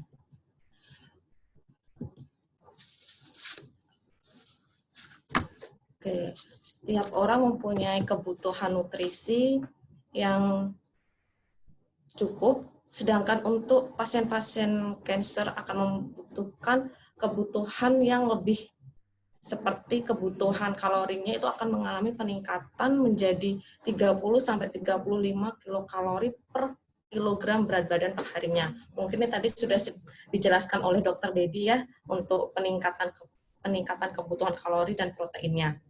Untuk kebutuhan protein itu sendiri akan mengalami peningkatan dari 1,2 sampai 2 gram per kilogram berat badan per harinya. Bahkan bisa mencapai 2,5 gram per kilo berat badan per hari. Selain itu, juga akan membutuhkan energi lemak 30-50% dari total kebutuhan hariannya. Selain itu, juga akan membutuhkan peningkatan kebutuhan asam lemak dan omega 3. Nah, Bapak Ibu sekalian, di sini Nutriken merupakan nutrisi tinggi protein dan tinggi energi. Kenapa disebut tinggi protein dan tinggi energi? Karena Nutriken ini mengandung 20 gram protein per sajinya. Selain itu juga mengandung energi 350 kilokalori. Serta di komposisinya ada BCAA, kemudian juga dilengkapi dengan omega 3 serta vitamin dan mineral. Oke, Nutriken ini merupakan makanan cair dengan energi dan protein tinggi yang diformulasikan khusus untuk membantu perbaikan gizi pasien penyakit kronis, salah satunya pasien kanker. Nah, untuk Nutriken ini sendiri kemasannya itu box 245 gram. Nutriken ini memiliki 2 varian rasa, yaitu jeruk dan stroberi. Dalam satu takar Nutriken itu mengandung 20 gram protein, 350 kilokalori energi. Oke, bagaimana sih cara penyajian Nutriken ini sendiri? Nutriken sendiri ini sebenarnya mudah dibuat. Caranya 5 sendok makan Nutriken dicampurkan dengan air hangat matang sebanyak 200 ml. Kemudian diaduk secara homogen. Untuk mempermudah kita mencampurkan Nutriken ini bisa dibantu dengan menggunakan tumbler untuk shake atau pengocok, tapi tidak disarankan atau tidak diperbolehkan menggunakan mixer, microwave, atau blender karena ditakutkan akan menimbulkan panas yang berlebih sehingga akan merusak kandungan protein yang ada di dalam Nutriken ini sendiri.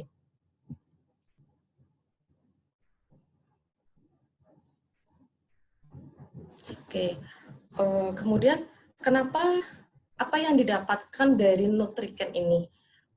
Salah satunya tadi kan sudah saya jelaskan juga, untuk Nutriken ini adalah nutrisi tinggi protein dan lemak. Jadi pasti yang pertama benefitnya yaitu energi dan proteinnya tinggi.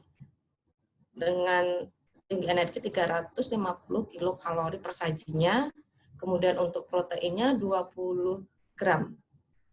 Kemudian juga dilengkapi dengan BCAA yang berfungsi sebagai untuk meningkatkan nafsu makan. Kemudian juga mengandung omega 3 sebagai antiinflamasi dan menghambat pertumbuhan sel kanker. Selain itu juga mengandung FOS yang merupakan prebiotik yang membantu proses penyerapan nutrisi dalam saluran cerna. Juga dilengkapi dengan mineral dan vitamin sebagai antioksidan. Kemudian dan Nutriken ini mudah digunakan, bisa melalui oral maupun sonde. Kemudian di tengah pandemi COVID saat ini, kita diharuskan untuk menjaga sistem imun. Nah, untuk Nutriken ini sendiri sudah dilengkapi dengan BCAA, kemudian juga ada omega 3 sebagai antiinflamasinya. Jadi Nutriken ini juga dapat membantu kita menjaga sistem imun, terutama untuk pasien-pasien yang sedang menjalani terapinya seperti kemoterapi, kemudian radiasi maupun targeting terapi.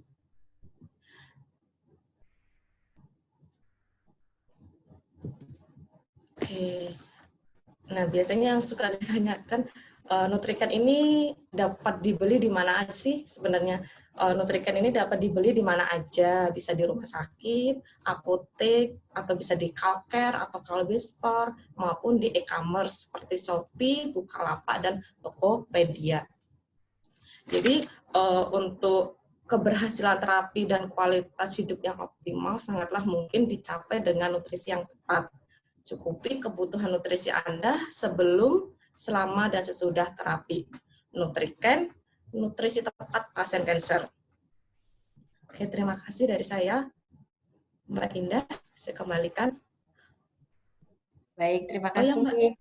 Iya. Oh ya Mbak Indah, untuk hari ini dari Nutriken akan ada promo untuk Bapak Ibu sekalian yang ingin membeli di hari ini, akan ada promo beli 3 free 1 box. Oh, khusus untuk hari ini aja ya Mbak ya? Iya, khusus hari ini aja, iya. Oke, baik. Oke, baik. Nanti kita akan informasikan. Jadi Bapak Ibu di sini ada khusus ya, dari Nutriken beli 3 gratis 1 ya, boxnya ya? Iya. Oh. Iya. Ada tambahan lagi Mbak? Sudah? Cukup ya? Baik. Iya. Oke, baik. Terima kasih. Mungkin bisa di stop screen-nya Mbak.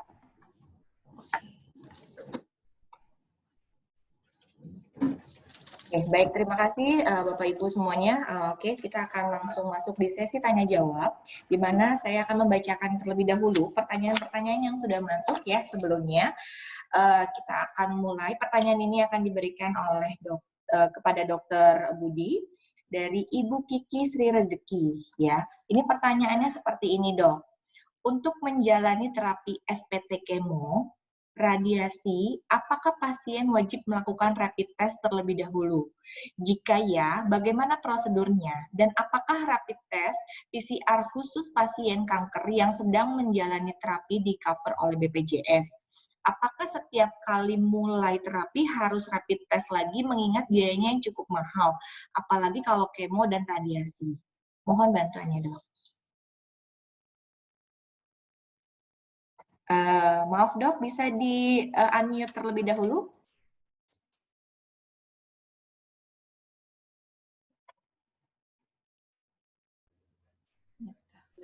Ya, halo, Ya, Mbak Ida. ya. Ya, terima kasih Mbak Kiki. Ya, sekarang memang pasien-pasien sebelum melakukan kemo, kita lakukan pemeriksaan minimal memang rapid test dulu. Ya, untuk rapid test ini rumah sakit memang untuk di rumah sakit itu juga sekarang ditanggung BPJS. Dan rapid test misalnya negatif, kita rapid test negatif, kita sarankan untuk tetap melakukan kemoterapi. Oh, oke. Baik. Jadi kalau yang teman-teman yang mau menjalani kemoterapi, ini memang diharuskan menjalani rapid test terlebih dahulu ya dok ya, mengikuti Minimal rapid prosedur test. yang ada. Ya, baik. Dan ini ditanggung benar ya dok ya, oleh rumah sakit ya dok ya untuk pemeriksaannya. Oke, baik. Jadi kalau misalnya nih dok, ini mungkin seperti ini dok, mengingat kalau kemo dan radiasi ini kan waktunya ini kan biasanya ada jadwal kontrolnya ya dok ya, seperti itu, ada siklusnya. Nah, maksudnya mungkin apakah nanti yang keduanya harus menjalani rapid test lagi atau tidak nih dok? Ya, itu sebelum menjalani, kalau untuk radiasi kan setiap hari ya. Ya, Senin sampai Jumat itu tidak perlu hanya sekali aja. Okay. Tapi untuk kemoterapi kan setiap 3 minggu. Jadi sebelum menjalani kemoterapi, ya 1 minggu sebelumnya, maksimal 1 minggu sebelumnya, pasien diminta untuk melakukan rapid test. Oke. Oke, baik. Semoga menjawab untuk Ibu Kiki. Ya, baik. Untuk pertanyaan selanjutnya nih dok, ini ada lagi nih dok, dari Ibu Andani Nuni. Nah, ini kan kalau masa pandemi sekarang ini kan kita disarankan untuk lebih banyak di rumah ya dok ya, mengurangi untuk keluar rumah. Nah, di sini bagaimana sih dok sebaiknya kita mengolah pikiran untuk tidak stres? Karena salah satu penyebab dari kanker ini, menurut informasi itu adalah salah satunya stres. Itu gimana dok cara mengolahnya dok? Ya, untuk di rumah, Ibu lakukan banyak kegiatan seperti biasanya aja di rumah. Ibu enjoy aja di rumah. Tidak usah banyak juga kita banyak baca-baca hoak-hoak yang nggak benar ya, yang belum bisa dipertanggungjawabkan. Ya, di rumah bersama anak-anak, bersama keluarga, dibuat enjoy aja lah, Mbak. Oh, oke, baik. Mungkin bisa melakukan aktivitas yang positif ya dok ya, di rumah bersama keluarga ya dok ya? Ya, betul. Iya, tadi salah satunya mungkin yang sudah diinformasikan Dokter Dedi juga tadi adalah salah satunya olahraga. Mungkin bisa melakukan olahraga-olahraga yang bisa menarik untuk di rumah ya dok ya, bersama keluarga. Ya, boleh. Dok, ini ada pertanyaan lagi nih untuk Dokter Budi. Ini sepertinya salah satu rekan Dokter Budi nih dok, Dokter Ramses. Kenal dok, Dokter Ramses? Ya. Ya, mungkin Dr. Ramses belum bergabung, tapi ini sudah masuk datanya. Pertanyaannya adalah, bolehkah menjalani radiasi saat terkena corona, dok? Jadi, udah dinyatakan positif, ternyata pasien kanker ini sudah dinyatakan positif corona. Apakah masih boleh menjalani radiasi, dok? Untuk radiasi, untuk pasien dengan positif, sementara kita tunda dulu. Kita tunda dulu sampai hasilnya negatif, baru kita lanjutkan untuk pengobatan selanjutnya. Oke, baik. Jadi ya terutama yang mungkin yang diobatin terlebih dahulu adalah virusnya ya dok ya? Oke, baik. Baik, semoga menjawab untuk pertanyaan Dr. Ramses. Terus kemudian nih dok, ada pertanyaan dari Ibu Rina Widaningsi. Apakah terapi atau kontrol untuk pasien kanker ini bisa ditunda? Karena dalam situasi COVID ini kita dibatasi sekali untuk ke tempat-tempat umum. Bagaimana cara mensiasatinya, dok? Ya, untuk kontrol untuk seperti evaluasi untuk pemeriksaan rutin yang setiap kita 6 bulan ya. Untuk itu bisa kita tunda ya. Tapi untuk kemoterapi, untuk radiasi tetap kita jalankan, Mbak. Oke, baik. Jadi kalau memang yang sekiranya masih bisa ditunda, mungkin ditunda terlebih dahulu ya dok ya? Dengan catatan mungkin bisa konsultasi dengan dokter terkaitnya ya dok ya. Iya. Ya baik. Baik, kemudian dok ada pertanyaan lagi nih dok untuk dokter Budi dari Ibu Nurul Huda. Bagaimana caranya agar tidak tumbuh lagi tumornya? Apa yang harus dijaga baik makanan maupun gaya hidupnya? Mohon pencerahannya dok. Ya, supaya untuk tidak terjadi residif namanya ya, timbul kembali, ya pasien diminta untuk menjalankan pengobatan yang memang sudah dianjurkan. Seperti pasien diminta untuk kemoterapi, jalankan kemoterapi. Untuk jalankan radioterapi, jalankan radioterapi. Setelah itu harus minum hormonal selama 5 tahun, jalankan semuanya 5 tahun. Insya Allah semua pasien, dan tetap kita evaluasi, kita observasi dokternya setiap 6 bulan kita akan evaluasi, Mbak. Oke, baik. Dok, ini kan kalau untuk pasien kanker payudara ini kan pastinya ada terapi, tadi dokter sempat bicara terapi hormonal ya dok ya, ada beberapa obat yang mungkin dikonsumsi selama beberapa tahun ya dok ya? Ya, 5 tahun. 5 tahun, ya. Ini pengkonsumsian obat ini, obatnya ini apakah mudah didapatkan atau ya kan kita ke tempat umum pun agak sulit ya dok ya, terbatas gitu kan. Nah, sedangkan kalau misalnya ke rumah sakit dibatasi gitu, mau membeli obatnya di luar sana, apotek misalnya, dengan melampirkan resep kopinya aja, itu apakah boleh ya dok? Alhamdulillah sih sampai saat ini pengobatan untuk hormonal terapi lancar setiap bulannya ya. Untuk membeli pasien bisa membeli walaupun ini sebenarnya obatnya sudah ditanggung sama BPJS gitu. Sebaiknya kalau untuk mengambil hormonal pasien udah obat sudah standby Mbak. Udah siap di apoteknya. Oke, baik. Jadi aman ya dok ya untuk pengobatan terapi hormonal untuk breast cancer ya dok ya? Aman Mbak. Aman ya, alhamdulillah. Baik, saya boleh ke dokter Dedi. Ini ada pertanyaan untuk dokter Dedi. Ya, baik. Dokter Dedi. Dokter Dedi bisa dengar suara saya dok?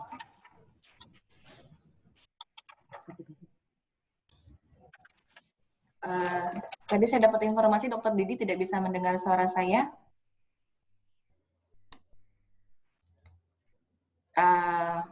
Mungkin pertanyaannya kita beralih ke Mbak Alfi dulu ya. Ini ada pertanyaan untuk Mbak Alfi sambil menunggu dokter Dedi. Ya.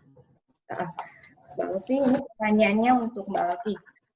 Tadi ada yang bertanya nih Mbak, Nutrikan ini bisa diminum bersama makanan lain atau tidak? Kemudian, kelebihan Nutrikan dibanding susu lainnya itu apa ya Mbak ya? Oke, untuk Nutrikan ini sendiri boleh dicampur dengan makanan lain. Kemudian kalau misalkan bosen diminum seperti susu biasa, bisa inovasi seperti digunakan untuk fla. Kemudian Nutrikan ini kelebihannya seperti yang sudah saya sampaikan tadi, bahwa Nutrikan ini adalah tinggi protein, tinggi kalori, kemudian juga mengandung BCAA, omega 3 dan FOS. Dan ada mineral dan vitaminnya. Sudah lengkap berarti ya Mbak ya? Iya. Kelebihan Nutrikan dibanding susu lain Mbak, apa Mbak? Ya, jadi Nutrikan ini mengandung nutrisi tinggi protein, kemudian tinggi kalori, serta dilengkapi dengan BCA3 sebagai nafsu makan, kemudian ada omega 3-nya, serta FOS dan vitamin. Oke, baik.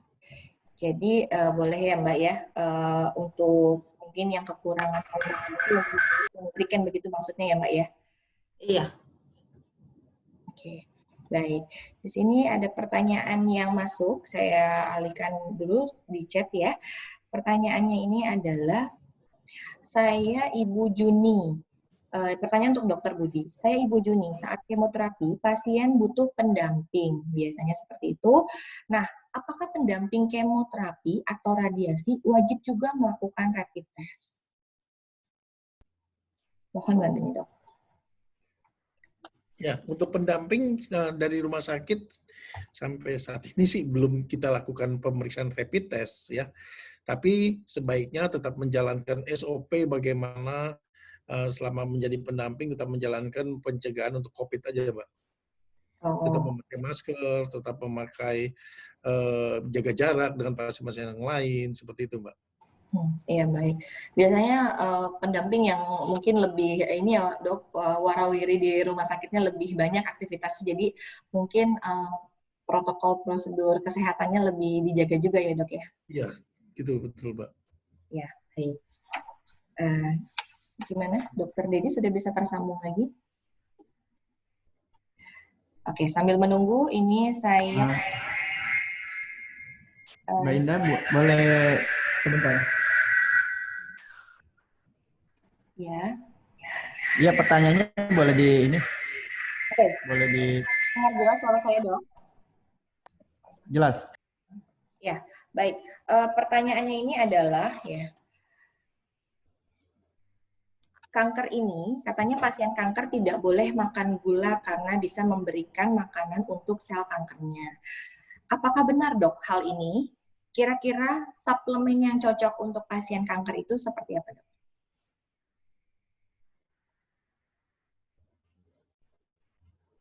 Halo? Dokter Dedi? Halo dok, bisa dengar jelas suara saya? Halo? Sepertinya ada gangguan lagi, Dokter Dedi. Suara saya bisa terdengar sekarang? Dengar jelas, dok. Oke. Ya, jadi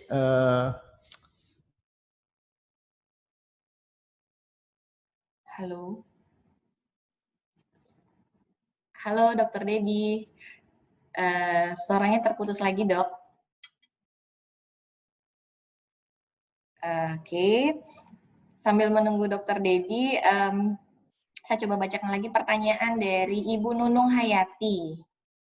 Ya, Ibu Nunung Hayati, informasinya adalah, dokter saya ingin bertanya, selama pandemi ini kesehatan saya kadang suka drop karena punya riwayat MAH. Sudah datang ke dokter di beberapa klinik, namun banyak yang menyarankan untuk langsung datang ke dokter Budi. Nah, kira-kira solusinya bagaimana ya dok? Kondisi saat ini kunjungan ke rumah sakit kan memang sangat dibatasi karena saya termasuk golongan yang rentan terkena COVID. Nah, bagaimana nih dok tanggapannya dok? Silakan dokter Budi. Dok, di unmute terlebih dahulu dok.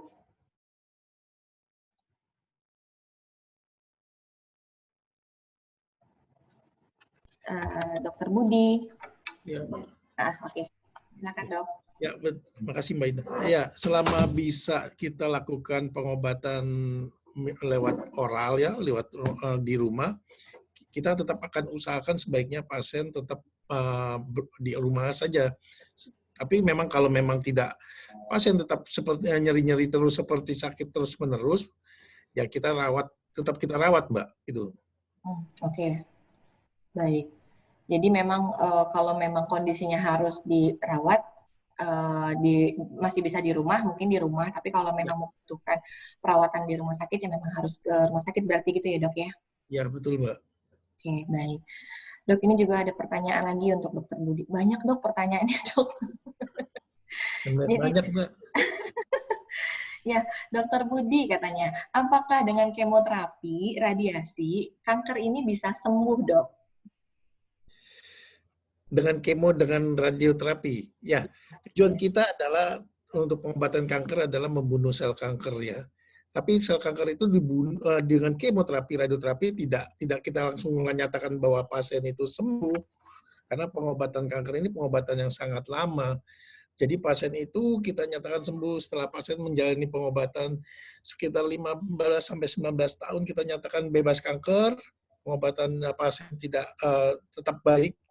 Ya kita nyatakan pasien itu sembuh, Mbak. Jadi jangan kemoterapi selesai, radioterapi selesai, pasien udah senang, euforia bahwa gue sembuh. Enggak gitu, Mbak.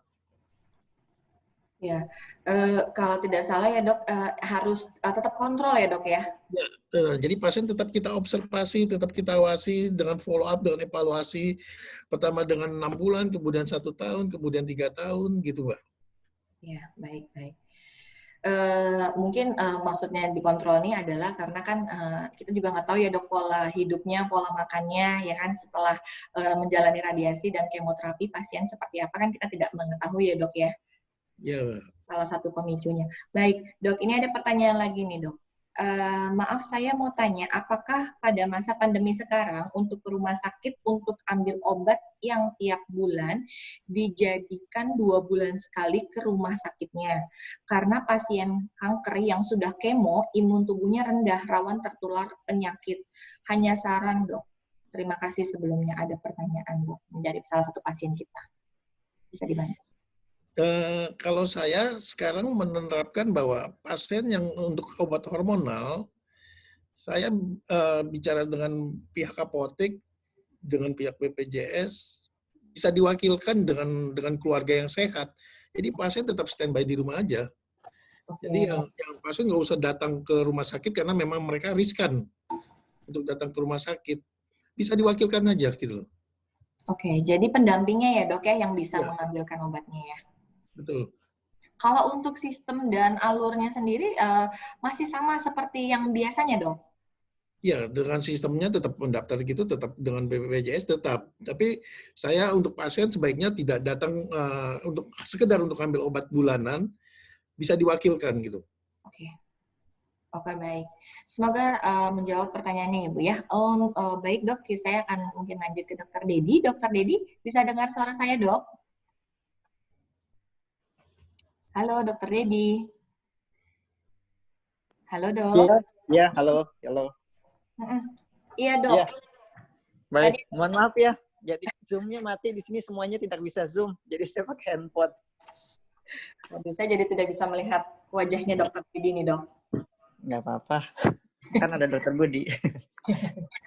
Oke, baik. Dok, tadi pertanyaannya mungkin saya ulang kembali ya dok ya. Pernah dengar katanya pasien kankernya tidak boleh makan gula karena gula ini salah satu makanan untuk sel kanker.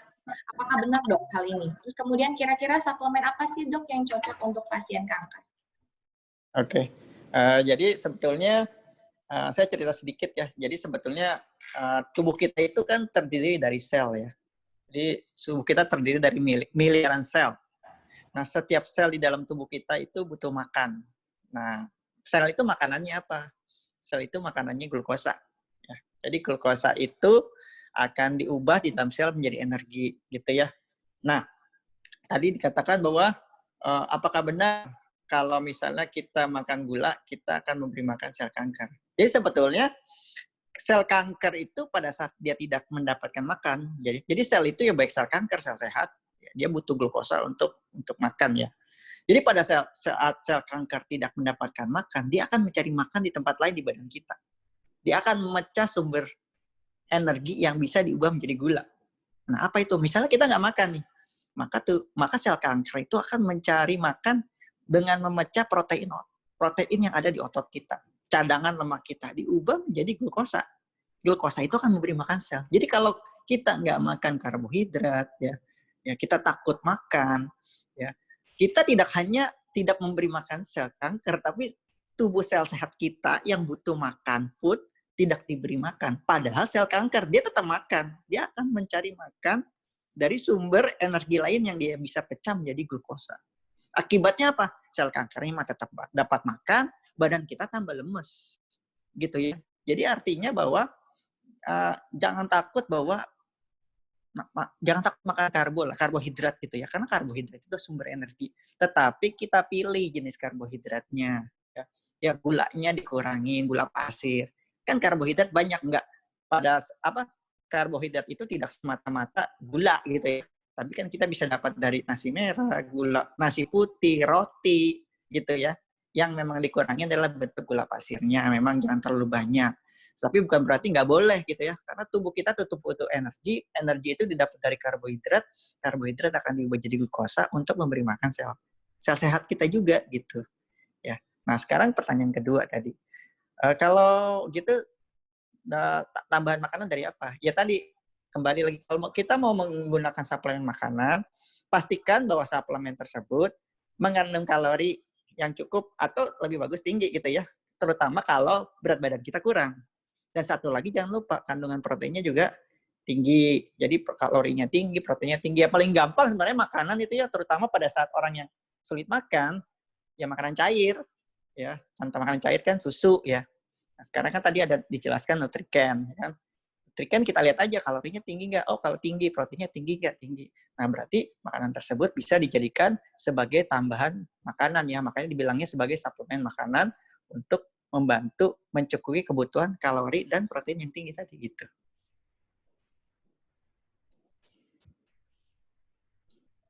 Iya, baik dok. Jadi, halo? Kalau ya. Jadi kalau makan sebenarnya nggak ada pantangan ya dok ya. Kasihan nanti mau makan ini nggak boleh, makan itu nggak boleh gitu ya dok. Iya, jadi sebenarnya pada prinsipnya kan pasien kanker itu kan cenderung makannya lebih sulit ya. Jadi kalau terlalu banyak dipantang, terlalu banyak dilarang gitu ya, ya akibatnya gizinya akan makin buruk gitu ya. Jadi tidak dilarang, cuma kita kontrol di batas gizi seimbang lah ya. Jadi karbohidratnya harus ada, proteinnya harus ada, lemaknya harus ada gitu ya. Jadi makan sesuai kebutuhan gitu aja. Iya, jadi pola makan yang seimbang ya, sesuai. Yang asupan yang masuk harus sama dengan asupan yang keluar gitu ya dok ya, prinsipnya ya dok? Betul, teori, saya bilangnya teori Bengkak-Jungkit ya. Atau teori timbangan gitu ya. Kalau bisa seimbang gitu ya. Tetapi lihat lagi kalau misalnya berat badannya kurang ya berarti kalau bisa masuknya lebih banyak gitu. Tetapi ada pasien kanker juga kan yang overweight atau obesitas, berarti ya kalorinya dikurangin gitu. Jadi supaya berat badannya itu turun gitu. Kalau yang obes ya. Iya. Oke, baik dok, terima kasih. Dok, untuk dokter Dedi ada lagi dok pertanyaannya dok, tadi udah waiting list. Susu yang baik untuk penderita kanker payudara, apakah ada yang spesial? Terus kalau susu kedelai itu boleh nggak nih dok? Oke, jadi pertanyaan pertama dulu ya. Jadi sebetulnya kalau susu itu kan saat ini yang kita tahu itu kalau susu khusus untuk pengidap kanker itu yang ada saat ini adalah Nutrican. Jadi memang formulanya itu kan tinggi kalori, protein, ada omega 3-nya, ya, ada BCAA-nya, yang memang formulanya itu dibuat khusus untuk pasien kanker. Tapi tadi di awal saya bilang bahwa sebetulnya untuk pasien kanker, berbagai jenis kanker itu nggak ada nih kalau payudara nutrisinya harus khusus ini. Kalau misalnya pasien leukemia ini nggak, jadi secara umum sih high kalori, high protein, ya tinggi protein. Nah, kalau bisa ada tambahan omega 3, ada BCA-nya, seperti itu. Jadi, susu untuk pasien kanker saat ini salah satu yang bisa dipilih adalah Nutrican. Ya. Yang kedua itu terkait dengan itu ya, kacang kedelai ya. Kacang kedelai ya. Jadi sebenarnya kan ada kekhawatiran bahwa, karena kan kacang kedelai itu kan fitoestrogen ya. Jadi fitoestrogen itu dikhawatirkan dapat menyebabkan atau memperburuk kondisi kanker. Tapi sebenarnya hal ini itu masih kontroversi ya. Jadi sebenarnya fitoestrogen walaupun dia turun estrogen, tetapi tidak sepenuhnya sama ya, karena dari berbagai penelitian itu ada yang mengatakan tidak ada pengaruhnya gitu ya. Jadi makan kacang kedelai dengan meningkatkan resiko kanker payudara. Ya, tetapi memang dikatakan seperti ini. Kalau orang yang mengidap kanker payudara atau punya resiko tinggi, ya memang sebaiknya makan makanan yang bersumber dari kacang kedelai itu jangan berlebih. Ya, jadi boleh tapi jangan banyak-banyak gitu. Ya, jadi tidak terbukti bahwa kacang kedelai itu dapat mencetuskan payudara, tetapi juga tidak disarankan makan banyak, khususnya bagi pasien atau pengidap kanker payudara atau punya resiko terkena kanker payudara. Oh, seperti itu ya dok ya? Ya. Baik, jadi boleh, cuman mungkin dibatasi ya dok ya? Ya, jangan terlalu banyak. Jangan terlalu banyak. Iya, nanti mungkin kalau kebanyakan dibagi-bagi ke kita ya dok ya? Iya, betul. Tadi dokter Dedi berbicara tentang makanan, saya jadi ikutan lapar nih dok, karena kan kita acaranya dari pagi nih dok. Ngelihat slide-nya dokter Dedi tadi, aduh ini makanan semua. Ya dok, ini tadi ada yang bertanya nih kebetulan di dokter Dedi. Dok, saya ini penyintas dengan berat badan berlebih, IMT-nya 27, Dok. Bagaimana tips dan trik untuk menurunkan berat badan agar IMT-nya normal? Oke, baik. Jadi kalau indeks massa tubuhnya 27, masuknya kategori obes tipe 1 ya, kategori 1, di grade 1. Gitu ya. Jadi sama nih, balik lagi ke teori juga. Jadi kalau kita mau menurunkan berat badan, yang masuk sama yang dipakai badan, itu harus banyak yang dipakai. Gitu ya. Berarti apa? Harus dari porsinya. Pertama kita ambil dari porsinya. Jadi dari porsinya itu harus dikurangin jumlahnya. Ya. Jadi harus lebih sedikit, tapi jangan ekstrim ya. Jadi nguranginnya itu mungkin bertahap. Awalnya 20%, ya. 2 minggu pertama 20%. Nanti dikurangin lagi. Jadi intinya gini. Pertama itu kita menghitung berat badan ideal kita dulu. Berat badan ideal, ya. Jadi berat badan ideal itu ada rumusnya, ya. Jadi tinggi badan dikurang 100. Jadi misalnya tinggi badannya 160, kurang 100 saja. Berarti berat badan idealnya itu 60. Nah, tujuannya apa? Tahu berat badan ideal. Untuk menghitung kebutuhan kalori kita. Misalnya kan saya bilang tadi ya, kebutuhan kalori kita pasien kanker gitu ya, 30 sampai 35. Kita ambilnya 30 ya. 30. Kalau misalnya berat badannya dia sekarang 80. Berarti kan faktor pengalihnya dia kali 80 kali 30 kan? Ya kan? Jadi 2.400. Ya, padahal harusnya pengalihnya bukan 80, bukan berat badan aktual, tapi berat badan ideal. Kalau dia pengalihnya berat badan aktual, ya berat badannya segitu aja, nggak bakal turun. Jadi harus dicari dulu berat badan idealnya berapa. Berarti harusnya 30 bukan dikali 80, tapi 30-nya dikali 60. Nah, jadi di situ bisa kelihatan, oh untuk mencapai berat badan ideal 60, berarti asupan kalori dia di 1.800. Nanti baru dibagi tuh dari porsi makanan. Ya, dari porsi makanan. Jadi porsi makanan itu jangan sampai lebih dari 1.400 kalau mau berat badannya turun. Itu dari porsi. Yang kedua itu dari jenis. Jadi pilihlah jenis makanan kalau bisa yang indeks glikemiknya itu rendah. Biasanya kalau indeks glikemiknya rendah itu kita itu kenyang lebih lama. Ya selain Lapar ya, ya jadi lebih tahan lapar. Karena makanan yang indeks glikemiknya rendah biasanya seratnya tinggi sehingga kita bisa kenyang lebih lama. Jadi waktu kita ngurangin porsi makan itu tidak terlalu sengsara gitu. Jadi misalnya nasinya, misalnya biasanya makannya nasi putih. Ya mungkin nasi putihnya bisa diganti nasi merah. Biasanya makannya roti putih. Mungkin roti putihnya bisa diganti roti gandum. Ngolahnya juga gitu ya. Karena banyak nih, misalnya makanannya udah bagus nih. Misalnya ikan. Ikan kan sehat ya, proteinnya bagus gitu ya. Tapi dia goreng. Kalau waktu digoreng itu berarti kita menambahkan kalori dari lemak. Jadi misalnya satu potong ikan yang harusnya kalorinya cuma 50, pada saat digoreng itu kalorinya menjadi 70 atau 80. Berarti ikannya jangan digoreng gitu, ikannya dikukus atau cukup ditumis.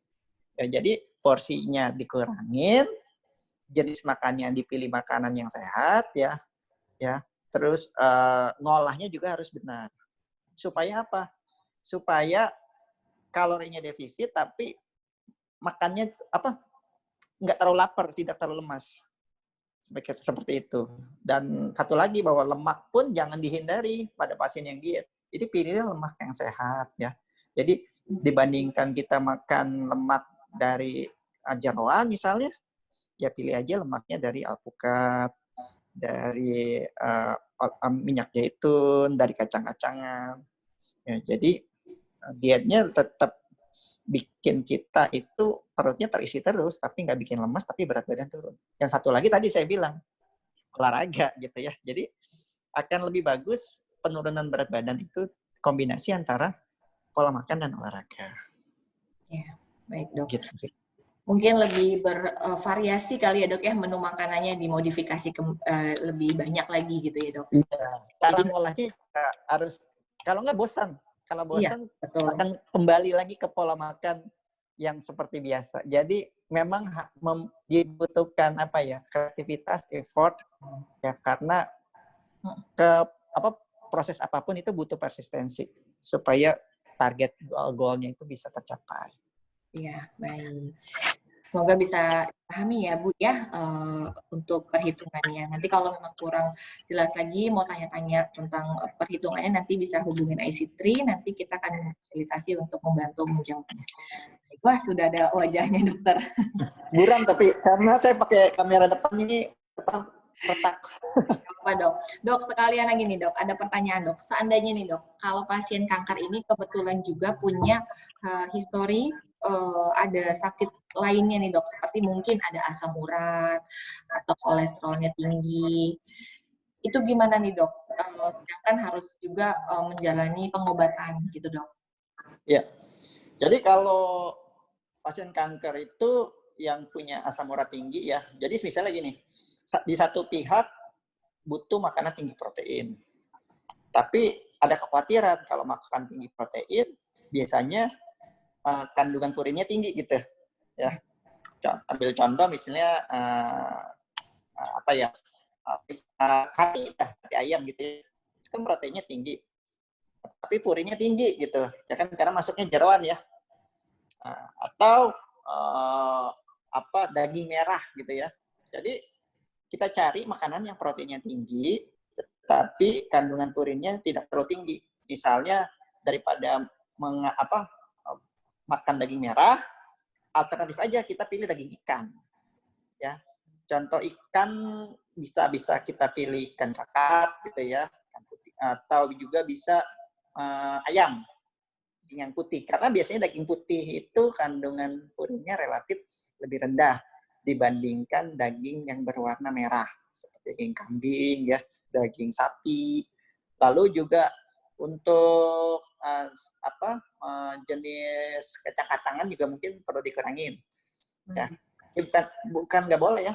Jadi dikurangin aja, jangan terlalu. Jadi jangan terlalu makan itu dari satu sumber. Makanya tujuannya itu supaya kita dapat variasi jenis nutrisi dan jenis nutrisi itu di satu bahan makanan itu tidak tertumpuk gitu ya, tidak terlalu berlebih. Jadi kacang-kacangan itu bisa dikurangin ya dipakai jenis protein lain yang kandungan purinnya itu relatif rendah. Dan terkait dengan kandungan kolesterol ya, tapi ya, pertama itu selain jenis makanan ya biasanya kolesterol itu tinggi juga pada jeroan ya. Jeroan juga banyak pada kulit binatang. Ya, jadi kalau makan ayam biasanya kolesterol tinggi itu di kulitnya. Nah, terus juga cara mengolah. Ya, jadi kalau kita mengolah makanan dengan cara digoreng itu yang saya bilang tadi deep fried ya, itu akan meningkatkan kadar kolesterol LDL dan trans fat terutama ya. Yang trans fat itu yang lebih tidak sehat lagi ya. Itu yang akan memperburuk profil dari lipid yang tadi yang saya bilang yang lemak jahat lah ya, kita bilangnya kenalnya sebagai lemak jahat. Jadi jenis makanan yang dipilih ya, jadi tinggi protein tapi harus rendah purin. Waktu ngolahnya juga sebaiknya dihindari makanannya digoreng ya, digoreng dalam minyak panas dan terendam gitu ya. Jadi baiknya ditumis, dikukus gitu atau dipanggang. Oke. Ya. Baik, terima kasih dok. Semoga bisa menjawab pertanyaannya. Terus kemudian saya ada pertanyaan lagi nih dok. Ini mungkin pertanyaan yang terakhir untuk Dokter Budi. Pertanyaannya ini dok, tipsnya apa sih dok untuk pasien-pasien saat ini yang berada di rumah untuk bisa menjalani terapi yang baik dan benar, terus kemudian hal apa saja nih dok yang harus dilakukan pasien supaya tadi kan salah satunya biasanya kalau di rumah itu karena kita di rumah melakukan aktivitas yang sama terus seperti itu jadinya gampang stres, terus jadi sistem imun menurun. Gimana dok tipsnya dok? Ya, tipsnya kalau di rumah ya melakukan kegiatan yang sehari-hari yang ibu bisa seperti berkumpul bermain dengan anak-anak, membaca, bisa berkebun juga. Yang sekarang sedang dilakukan istri saya juga berkebun di rumah. Walaupun dengan halaman sempit, nggak usah di sawah, bisa berkebun di rumah. Ya, terus bisa apa namanya membuat menulis ya. Kalau ibu-ibu yang sedang menulis, bisa membuat karya tulis, membuat nulis, bisa berbagi ilmu seperti salah satu pasien saya Bu Nita bisa buat tuh YouTube, bisa dibuat buat film buat YouTube-nya. Banyak juga pasien-pasien yang kreatif kok Mbak ya, yang selama di rumah ya. Lebih baik juga menjauhkan dari rumah sakit yang banyak sampai sekarang juga COVID-nya juga masih tinggi ya. Di rumah banyak yang bisa dilakukan kok di rumah. Oke, baik. Lakukanlah kegiatan yang mungkin bisa menimbulkan satu kekreatifan ya dok ya, bersama keluarga ya dok ya. Masak-masak ya dok, di YouTube Ya, channelnya. masa bisa arisan juga di rumah tuh. Saya suka lihat nih dok, zaman sekarang kalau di YouTube itu suka banyak sekarang yang jadi pinter masak gitu, karena semua jenis makanan dimodifikasi dok. Ya, kalau memang keadaan kejepit semuanya pasti bisa. Ya. Iya betul dok. Baik, jadi seperti itu ya. Jadi pesan-pesannya adalah lakukanlah kegiatan yang positif, yang bisa meningkatkan satu kekreativitasan. Terus kalau bisa mungkin menghasilkan uang ya dok ya dengan kreativitas. Amin ya. Iya, jadi bisa sekarang zamannya sudah digital, jadi Bapak Ibu semua bisa melakukannya dengan online seperti itu. Mungkin berobat ke rumah sakit pun sekarang sudah banyak beberapa rumah sakit pemerintah dan swasta pun sudah yang menjalani protokol-protokol yang baik, bahkan sudah mengarah ke online. Jadi udah banyak sekali lah alternatif-alternatif yang bisa dilakukan. Nah, seperti itu ya dok ya? Ya. Iya, baik. Terima kasih Dokter Budi. Kalau pesan-pesan dan tips untuk Dokter Dedi untuk pasien-pasien di sini, Dok, gimana, Dok? Oke, baik. Pesan-pesan saya sebenarnya gampang tadi, ingat aja yang 3J ya. Jadi untuk diet survival kanker, ya ingat aja jenisnya, ya jumlahnya jangan sampai kurang, ya jadwalnya makannya sedikit tapi porsinya sering gitu ya, makan jangan ditunda. Satu lagi adalah tadi kalau memungkinkan ya makan yang tepat tadi disertai dengan olahraga. Baik, jadi makan yang tepat dengan pola yang seimbang, jangan lupa didampingi oleh olahraga yang baik juga ya. Iya. Olahraga sekarang banyak, bisa browsing di YouTube. Macam-macam di YouTube ya. Tadi Dokter Budi bilang kan banyak yang kreatif, Mbak Indah juga bilang ya. Sekarang juga orang banyak kreatif menciptakan gerakan-gerakan ya di YouTube. Saya juga ikut tuh olahraga di rumah. Kalau TikTok kan termasuk olahraga juga nggak nih dok? Enggak. Karena banyak sekarang selebritis dan lain semuanya tuh ikut-ikutan semua TikTok, zamannya udah zaman TikTok. Kalau TikTok cuma sebentar, cuma semenit kan nggak nyampe. Kalau olahraga kan tadi saya bilang minimal 15 menit. Iya dok. Baik, terima kasih. Terus kemudian Mbak Alfi mungkin ada pesan-pesan untuk Bapak Ibu yang di sini, Mbak? Ya, untuk pesannya saya mau mengingatkan promonya hari ini sih Mbak. Okay. Untuk promo hari ini pembelian Nutrican 3 box free 1 box. Kemudian juga ada promo satu lagi untuk pembeli tercepat akan mendapatkan giveaway baju AC3 ya Mbak. Maksudnya gimana Mbak? Maaf tadi pembelian Nutrican untuk 5 orang pertama akan mendapatkan kaos AC3 dan langsung tergabung dalam komunitas AC3-nya. Oh gitu, waduh baik sekali Mbak. Iya. Oke, jadi untuk ibu hari ini aja Mbak? Ya, khusus hari ini. Oke, baik. Mungkin kalau yang mau pesan bisa dibantu Mbak di mana Mbak? Boleh, kalau untuk yang berminat bisa langsung menghubungi Alfi. Untuk nomor teleponnya bisa saya share di sini Mbak Indah? Boleh? Boleh tulis di chatting, boleh. Saya tulis di chat aja ya. Ya, nanti di chat, nanti atau mungkin kalau yang nggak bisa buka chatnya, Bapak Ibu bisa menghubungi IC3, nanti IC3 akan membantu untuk memfasilitasi untuk berhubungan dengan pihak Nutrican. Baik, Ya, baik. Terima kasih sekali lagi Dr. Budi, Dr. Dedi, dan Mbak Alfi atas kesempatannya untuk memberikan edukasi pada pagi hari ini. Terima kasih. Terima kasih juga Mbak Ida. Terima kasih. Sehat selalu. Amin, sehat Terima juga. kasih Dr. Budi. Dr. Budi, Dr. Dedi, dan Mbak Alfi. Terus juga terima kasih juga pada Bapak Ibu semua yang sudah bergabung, sudah berkenan juga. Kemudian untuk Bapak Ibu yang mungkin pertanyaannya belum terjawabkan, mohon maaf karena memang keterbatasan waktu kita. Nanti kalau memang masih mau bertanya, boleh nanti chat ke IC3. IC3 akan membantu mungkin di luar menjawab pertanyaan ini dari acara ini ya. Nanti kita bisa chat WhatsApp di IC3 ya. Untuk menghubungi IC3, Bapak Ibu bisa menghubungi di 081 117 11798. Ya, atau mungkin bisa nge-DM di Instagramnya IC3 @ic3.id. Tulisannya @iccc.id ya. Bisa follow, pastinya Bapak Ibu semua sudah pada punya Instagram ya. Bisa cek nanti biar nggak ketinggalan acaranya, informasinya, sok dicoba di follow ya. Seperti itu. Baik, terima kasih semuanya sekali lagi. Saya Indah sebagai moderator pada pagi hari ini mengucapkan terima kasih. Mohon maaf jika ada kekurangan dari acara hari ini. Kami akan menerima masukan dari Bapak Ibu jika memang kurang berkenan pada acara pada pagi hari ini.